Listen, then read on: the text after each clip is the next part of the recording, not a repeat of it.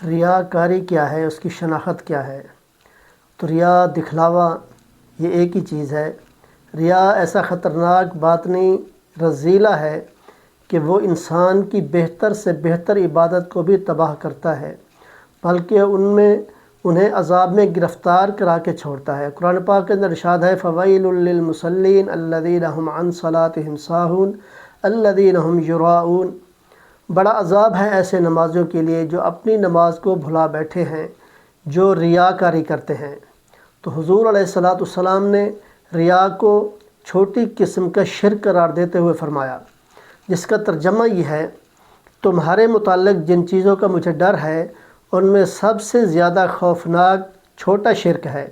تو صحابہ کرام نے عرض کیا یا رسول اللہ صلی اللہ علیہ وسلم چھوٹا شرک کیا ہے؟ تو حضور علیہ السلام نے ارشاد فرمایا ریا۔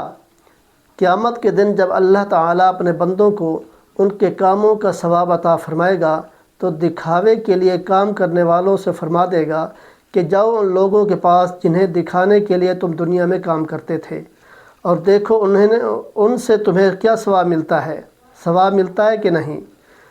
تو یہ بہت بڑی بری بیماری ہے۔ ریا جو ہے، دکھلاوا، ریاکاری، یہ جو ہے یہ بھی اعمال کو جو ہے ختم کر دیتا ہے کہ منہ پر مار دیے جائیں گے، اور یہ بہت بری بیماری ہے۔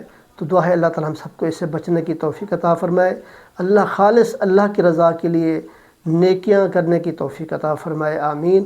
وآخر دعوانا ان الحمد للہ رب العالمین۔